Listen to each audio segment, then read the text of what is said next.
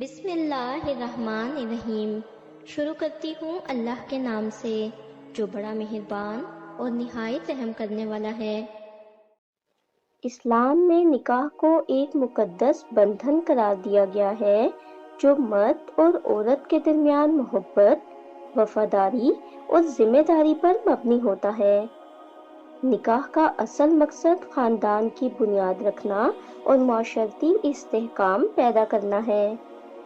تاہم نکاح کی مختلف اقسام میں متع یا وقتی نکاح کا بھی ذکر ملتا ہے جس پر مختلف اسلامی مکاتب فکر کے درمیان اختلاف پایا جاتا ہے۔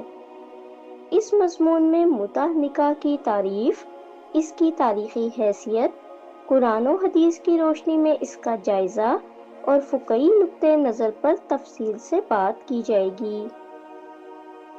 متع نکاح کیا ہے؟ متع نکاح ایک ایسا عارضی معاہدہ ہے جس میں مرد اور عورت مخصوص مدت کے لیے شادی کرتے ہیں اور اس کے اختتام پر خود بخود ان کا نکاح ختم ہو جاتا ہے۔ اس میں عام نکاح کی طرح گواہ اور مہر مقرر کیا جاتا ہے، مگر اس میں طلاق یا خلا کی ضرورت نہیں پڑتی، بلکہ معین وقت پورا ہونے کے بعد یہ خود بخود ختم ہو جاتا ہے۔ متع کی تاریخی حیثیت۔ متع نکاح کا رواج اسلام سے قبل عربوں میں موجود تھا۔ عرب معاشرے میں سفر یا تجارتی دوروں کے دوران مرد حضرات وقتی نکاح کر لیتے تھے تاکہ وہ جنسی تعلقات کو جائز طریقے سے قائم رکھ سکیں۔ ابتدائی اسلام میں بھی متع کی اجازت دی گئی، خاص طور پر غزوات کے دوران صحابہ نے اس سے استفادہ کیا، مگر بعد میں اس پر پابندی لگا دی گئی۔ قرآن کی روشنی میں متع نکاح۔ قرآن مجید میں ایک آیت کو متع کے جواز کی دلیل کے طور پر پیش کیا جاتا ہے۔ فَمَا اسْتَمْتَعْتُمْ بِهِ مِنْهُنَّ فَآتُوهُنَّ أُجُورَهُنَّ فَرِیضَةً۔ سورہ نساء۔ ترجمہ: پس جن عورتوں سے تم متع کرو ان کا مقررہ حق انہیں دے دو۔ اس آیت کی تفسیر میں مفسرین کا اختلاف ہے۔ شیعہ علماء اس آیت کو متع کے جواز کی دلیل سمجھتے ہیں، جبکہ سنی علماء کا موقف ہے کہ یہ آیت عام نکاح اور مہر کے متعلق ہے، نہ کہ وقتی نکاح کے بارے میں۔ حدیث کی روشنی میں متع نکاح۔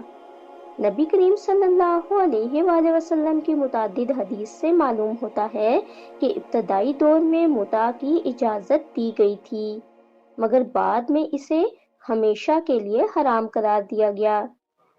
حضرت علی رضی اللہ تعالیٰ عنہ سے روایت ہے کہ نبی کریم صلی اللہ علیہ وآلہ وسلم نے خیبر کے دن متع اور گدھے کے گوشت کو حرام قرار دیا۔ صحیح بخاری۔ حضرت جابر رضی اللہ تعالیٰ عنہ اور حضرت ابن عباس رضی اللہ تعالیٰ عنہ بیان کرتے ہیں کہ ہم نے نبی کریم صلی اللہ علیہ وآلہ وسلم کے زمانے میں متع کیا، مگر بعد میں حضرت عمر رضی اللہ تعالیٰ عنہ نے اسے منع کر دیا۔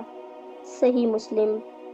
حضرت عمر رضی اللہ تعالیٰ عنہ نے فرمایا، متع دو چیزیں تھیں جو نبی کریم صلی اللہ علیہ وآلہ وسلم کے دور میں جائز تھیں، مگر میں انہیں منع کرتا ہوں، اور جو شخص ان پر عمل کرے گا اسے سزا دی جائے گی۔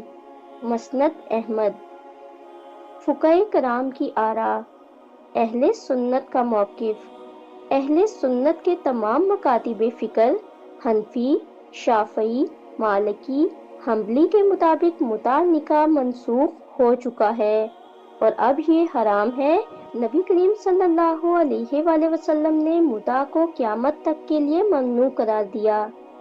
حضرت عمر رضی اللہ تعالیٰ عنہ نے اس پر پابندی لگائی اور صحابہ کرام رضی اللہ تعالیٰ عنہ نے اس فیصلے سے اختلاف نہیں کیا، جو اجماع کی دلیل ہے۔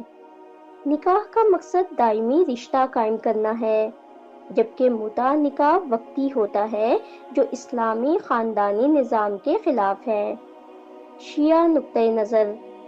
شیعہ فقہ جعفری مکتب فکر میں متع نکاح اب بھی جائز سمجھا جاتا ہے۔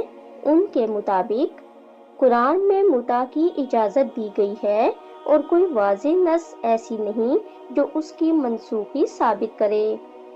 نبی کریم صلی اللہ علیہ وآلہ وسلم نے بعض مواقع پر متع کو حلال قرار دیا تھا اور حضرت عمر رضی اللہ تعالی عنہ کا اس پر پابندی لگانا ایک اجتہادی فیصلہ تھا، جو دین میں کسی چیز کو مستقل حرام کرنے کا اختیار نہیں رکھتے تھے۔ متع نکاح زنا کا متبادل ہے اور اگر اسے روکا جائے تو ناجائز تعلقات بڑھ سکتے ہیں۔ جدید مفکرین کی رائے۔ بعض جدید اسلامی مفکرین کا ماننا ہے کہ متع نکاح مخصوص حالات میں جیسے جنگ، سفر یا کسی اور مجبوری کی صورت میں جائز ہو سکتا ہے، مگر عام حالات میں اسے فروغ دینا اسلامی اخلاقیات کے خلاف ہے۔ متع نکاح کے اثرات اور نقصانات۔ چونکہ متع نکاح وقتی ہوتا ہے، اس کے کئی معاشرتی اور اخلاقی نقصانات بھی ہو سکتے ہیں۔ خاندانی نظام کی تباہی۔ متع نکاح میں مستقل رشتے کا تصور نہیں، جس سے خاندان کی بنیاد کمزور ہوتی ہے۔ بچوں کا مستقبل۔ اگر متع سے کوئی اولاد پیدا ہو تو ان کی پرورش اور حقوق کا مسئلہ پیدا ہو سکتا ہے۔ اخلاقی بگاڑ۔ متع کو ایک عام رواج بنانے سے معاشرے میں اخلاقی زوال آ سکتا ہے۔ عورتوں کے استحصال کا خطرہ۔ متع نکاح کا غلط استعمال کر کے عورتوں کا استحصال کیا جا سکتا ہے۔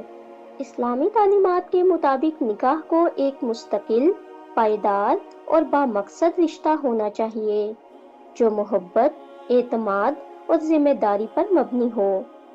متع نکاح کی ابتدائی طور پر اجازت دی گئی تھی، مگر نبی کریم صلی اللہ علیہ وآلہ وسلم کے آخری حکم کے مطابق اسے منسوخ کر دیا گیا۔